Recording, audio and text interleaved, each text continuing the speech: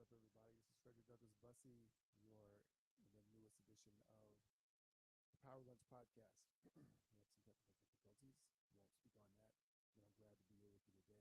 Today, we're going to be talking about my origin story.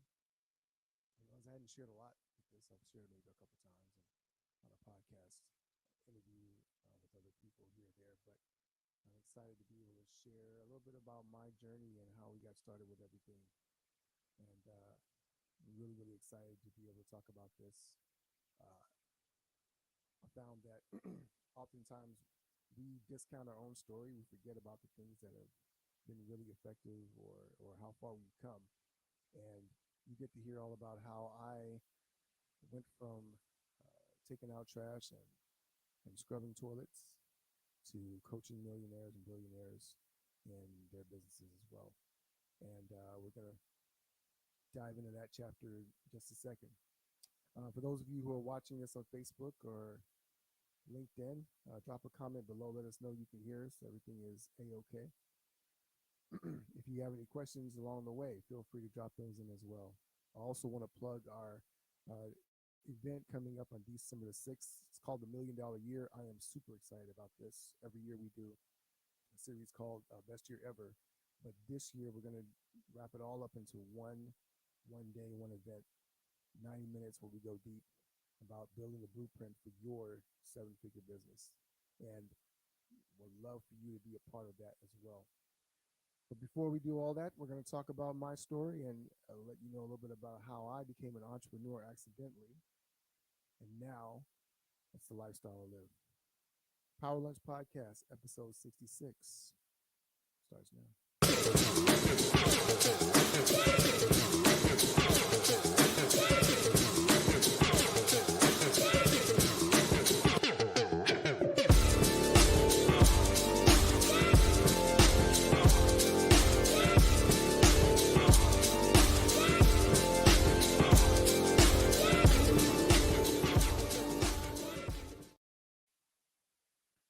So, little known fact about me, a lot of people may not realize, but I grew up in a very musical family. My father was a minister. My mother was a school teacher. We were homeschooled. I had three siblings, and we always grew up singing. So a lot of times we were in the church. We were small churches, and so I had friends that sang, and eventually we decided we wanted to start a music group. Back in the day, we didn't call them boy bands. We called them singing groups, right? And so we had visions of grandeur, becoming R&B stars, gospel stars, getting record deals. That was the big deal back then. I had visions of winning Grammys and all those types of things like that. But I was also kind of a practical person. And so as we were pursuing this, it's not like it is today. Like if you have a studio at home and you're cutting the music and you just put it up online and people, gravitate towards you and you build an audience that way. That's not how it happened back when I was younger. And so you had to save up the money, go into the studio, record a demo. You had to send the demo out to different managers and record labels and hope that somebody would want to sign you based on what they heard. And so in that whole process, it's a very slow, tedious process. It's a grind. And so I actually went to college because I felt, well, at least I can learn some things and maybe get a better job and have something to fall back on if things don't work out, right? And as I'm doing that, I'm working through college, I graduate, and now I'm working after college. And it turns out that I was working at a men's warehouse. Well, let me back up a little bit because the job I had before Men's Warehouse was the worst job I ever had. I used to work for this lady. I think her name was Sylvia. She was my manager. And I worked at Dillard's, right? I worked at Dillard's in the mall, Madison Square Mall in Huntsville, Alabama. And Sylvia would always give us tasks. She was just, apologies to Sylvia, but this is just how it was. She was just annoying. So she would give you multiple tasks to do at once, and then you would just get frustrated. So she would say, and she had this voice, she smoked cigarettes, and so it sounded like it. And so she would always be walking around, Frederick, what are you doing? What are you doing, hon? What are you doing? Well, Sylvia, you told me to fold these. Yeah, I want you to come over here and fold this over here and fold that. And so, oh, I just hate it. I was just so frustrated every day going in that job. And I really, at that time when you're trying to pursue a dream and you just feel like things are not going the way you want them to go, it's extremely frustrating, right? Sound is low. Oh no. I didn't push the button. All right. Now I got to start all over again. Um, Hopefully this is better. This is why we have the comments on. Yeah, so we'll start over and we'll just talk about the fact that I used to work at Dillard's, right? And when I was working at Dillard's at Madison Square Mall, Huntsville, Alabama, I had this manager named Sylvia. It was the worst job I had ever.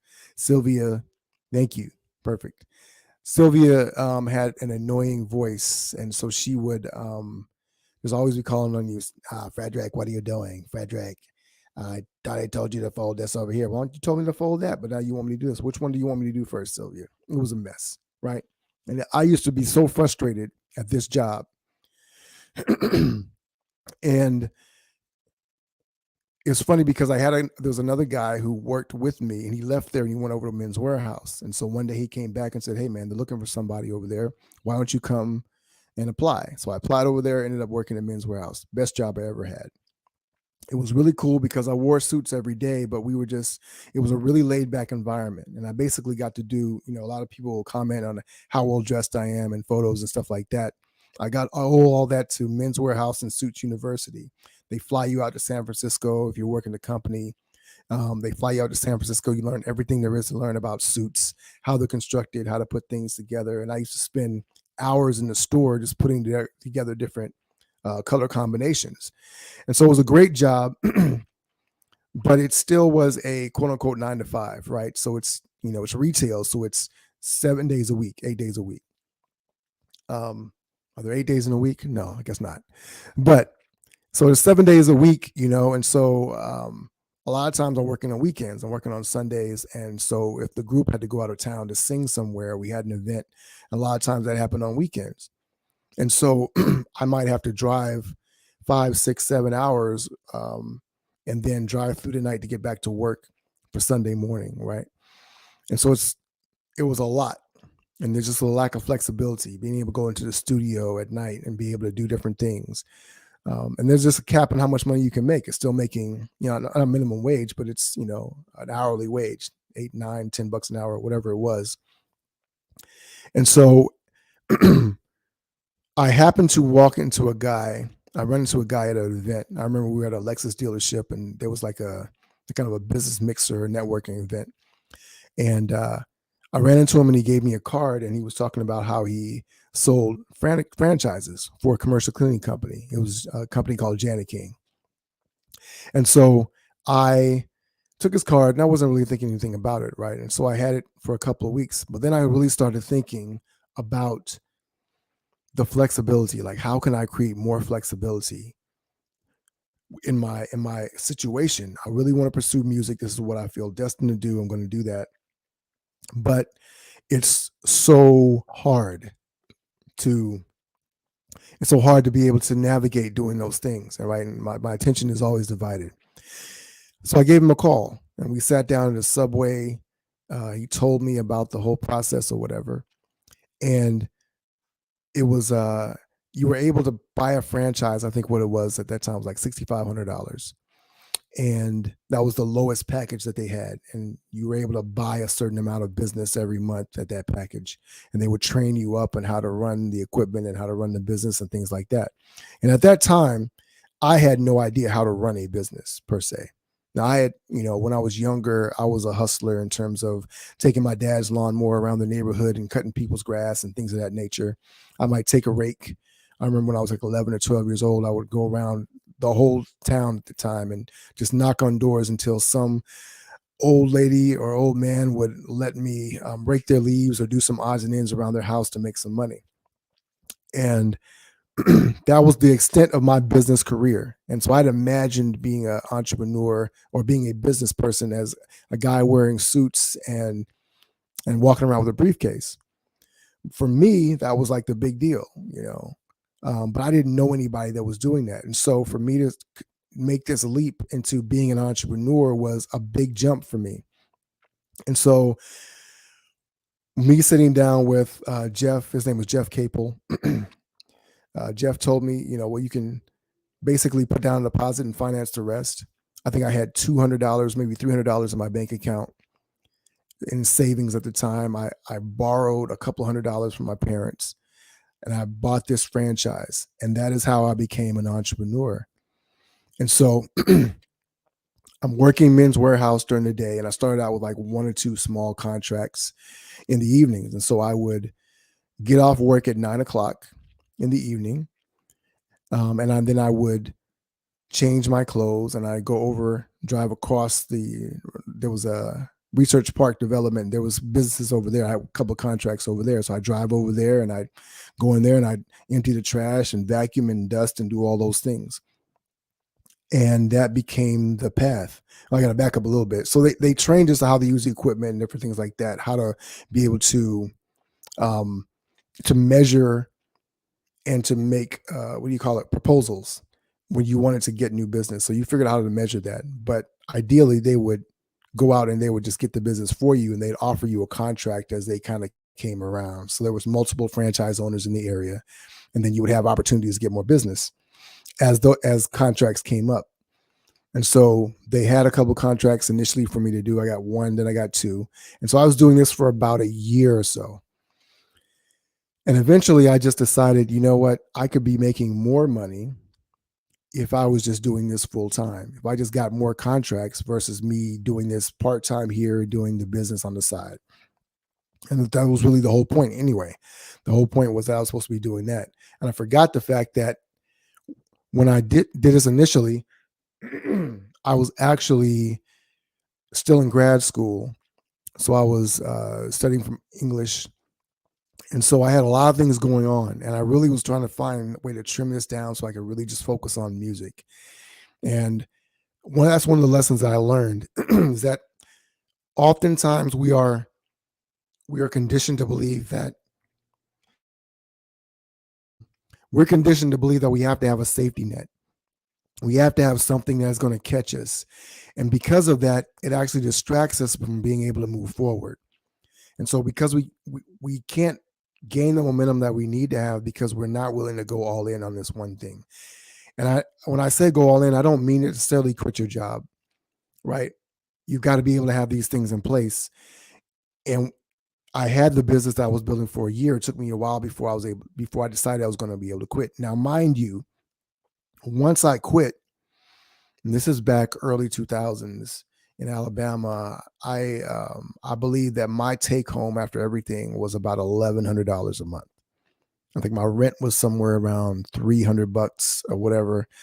And so I quit my job in July of 2001, and I started doing this full time. Mind you, I only had a couple of contracts. A couple of contracts means that I'm going to work and I'm doing this, but I basically had enough money to go to work and come home. I had enough to buy groceries. I lived off of oatmeal for breakfast and spaghetti and like broccoli every night. So I had the same thing for breakfast and the same thing for dinner all month long. And that was it. That's all I had. I might have a couple of dollars for a dollar movie on the weekends. I might have, I go play basketball a couple of times a week, but I had just enough gas to get me where I need to go to do my jobs and go from there. And so I lived that way for about three or 4 months until I got my next contract, which allowed me to have a little bit more breathing room. And from there, just started to expand and expand. And the thing also was that when you got a contract, so there was a percentage that they would take out. So there was always a percentage you were paying, which was about 20% you were paying to the company for them to do like administration and to bill people. And they actually would use their line of credit to make sure that you got a check every month, which was cool. It was kind of like having a steady job in that regard. As long as you had the contract, you were going to get paid for it. And so they would be the ones that would collect. Now, over time, that became an issue because there was sometimes that some issues arose, but that was what I did. And so I started to build this business and to grow and to be able to grow. And I remember after I had I bought a condo actually around the corner from the same apartment I was leasing at the time, and I remember one day somebody asked me after I'd been doing this for a couple of years. They said, what do you do for a living? And I said, oh, I own my own business. And I didn't think about it. And I remember their reaction. They were just stunned, like, you own your own business? Now, this time I'm 20, maybe 28 years old. So I am running my own business. I wake up, I make my own schedule. I have this lifestyle that is so much more relaxed. And in my mind, I'm doing music for a living because I was always writing, always in the studio, always able to do these other things. And so that part was, for me, it was like living a dream. I wasn't making a ton of money, but I was making money doing what I wanted to do.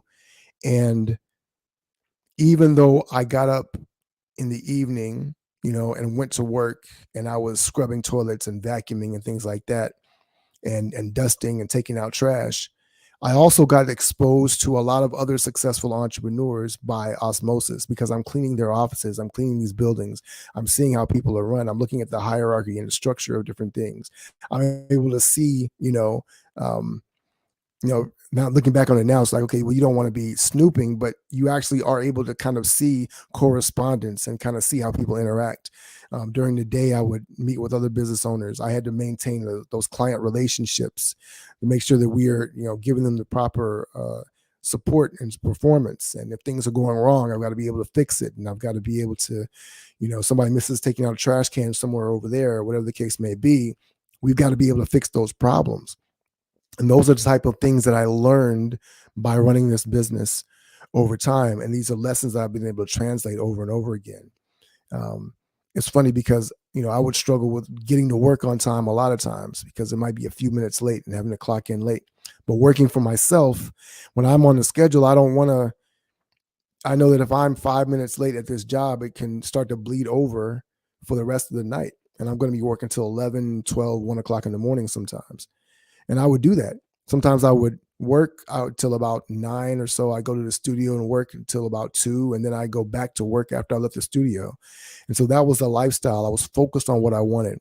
I was able to continue to build this thing and grow. The only regret I have is that I didn't actually understand and learn sales the way that I could have to really, really be able to grow the business in the manner that I wanted to. And that was because I didn't see myself as a salesman at the time, and I didn't have anybody that could really mentor me. And mind you, this is before YouTube. This is before me understanding all these different business coaches and all these other things. Had I had that information that people have now, had I had a me, for instance, working with me as an entrepreneur, I could have really expanded and exploded this thing. And so that's one of the reasons why I do what I do now, is because I understand that a lot of people are building a business in a vacuum, and they're not really aware of all the other things that is possible and how you can really change your life by being able to grow your business and just being able to shift the way you think about things. And so much of my life is different now because of how I think, because I've been an entrepreneur for so long. And for those of you who have been an entrepreneur for multiple years, and you've supported yourself growing your business, or maybe even you made $1 million or a few $1 million, or you had an exit, you understand that there's a tremendous shift that happens once you become an entrepreneur and you start to be able to live your life on your terms. And I think a lot of people want to be able to do that, but they just don't understand how. And that was one of the things that was really, really impactful for me. I was able to travel a lot, to be able to do a lot of different things because I had that flexibility and that freedom.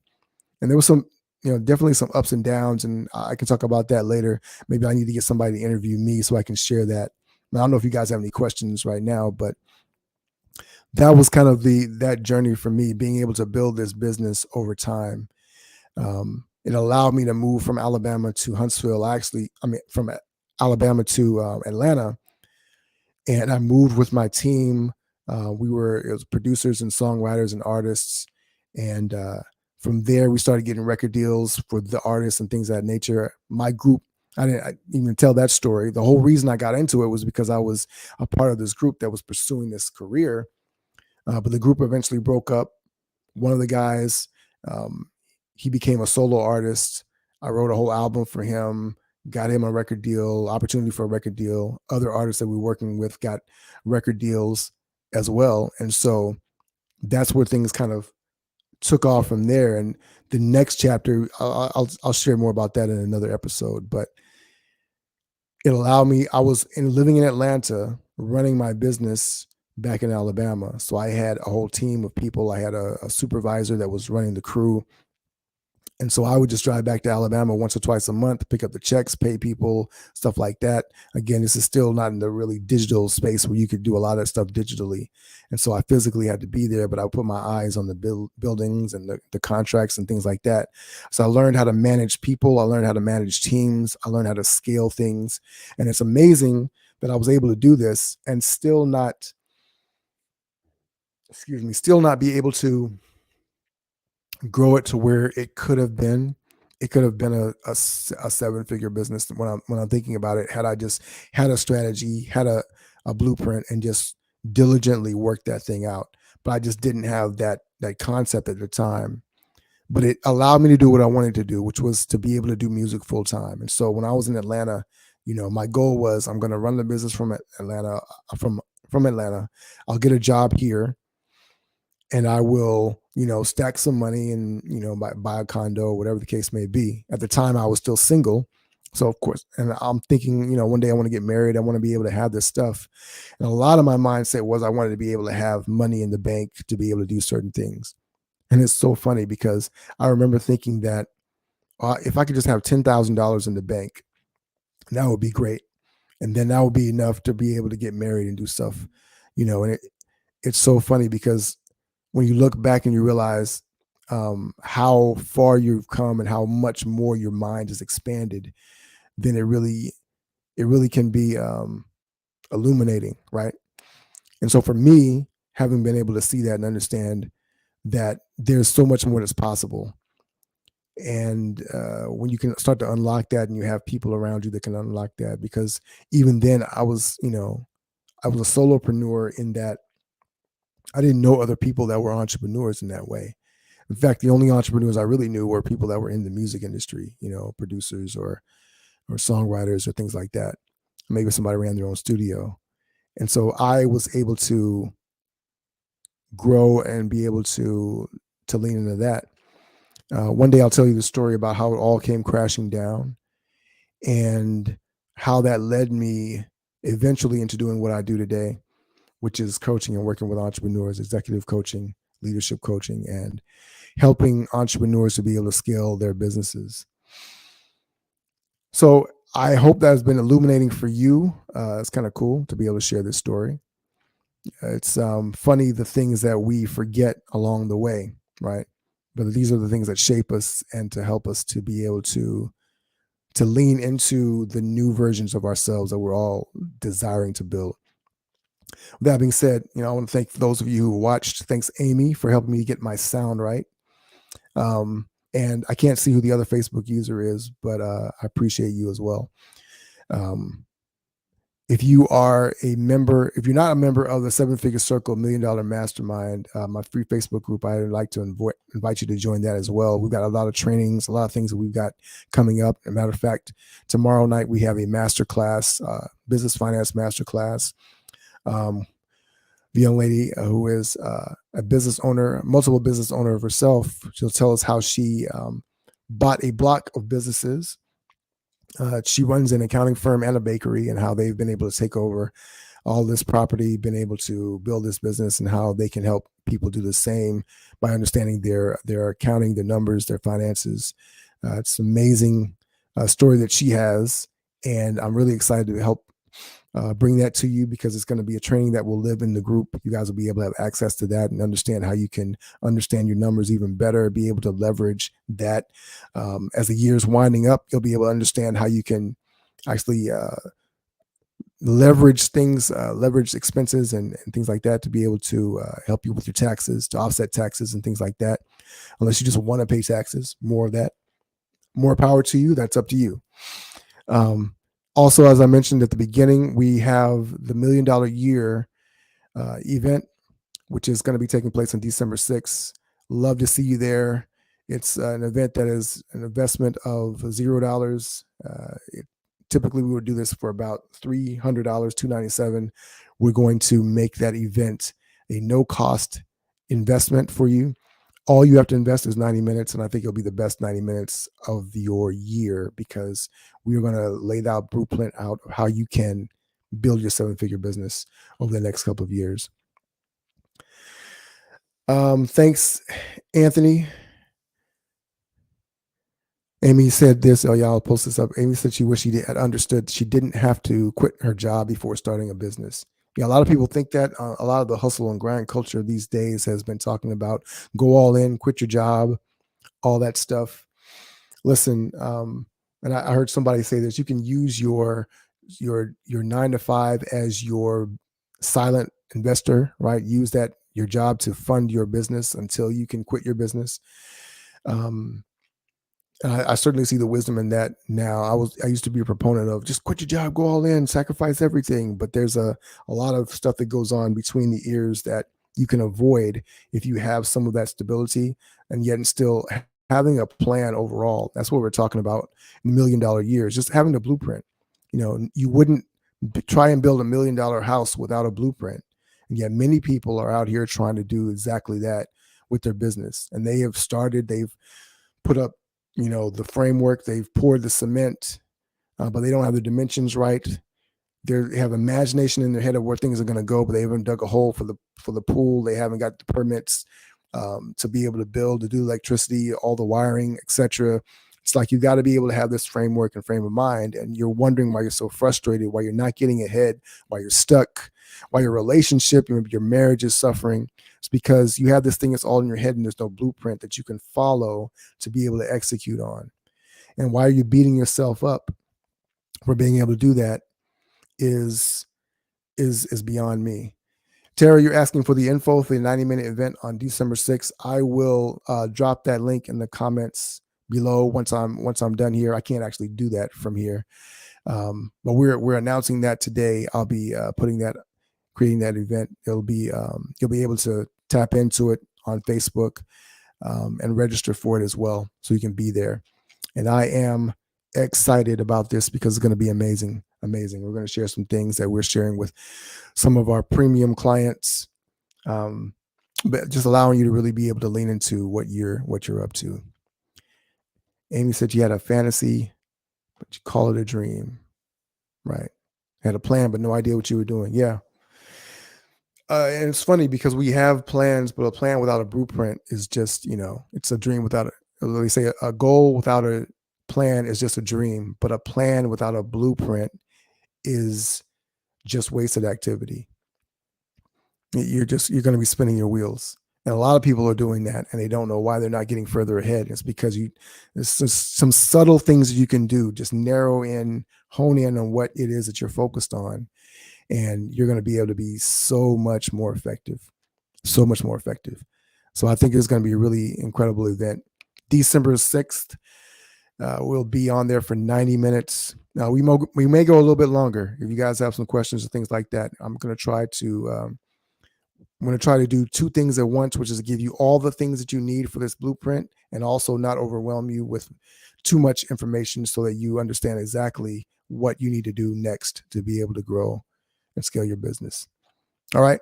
I've already talked 10 minutes longer than I was supposed to. I got to go give the kids lunch. And I'm going to do that now. I appreciate all of you for hopping on here, staying with us. If you're watching this on YouTube, share, like, subscribe. If you have not yet subscribed to our YouTube channel, please do so. It's icon status. Do I have that in here? I need to create a banner for the YouTube channel. That would be helpful. All right. We'll do that eventually. I actually do have this. I have the written. Yep. So we got the banner. I'll drop the link in the comments below. Tara, I appreciate all of you for being on here with us as well. As always, I'm Frederick Douglass Bussey, ever forward.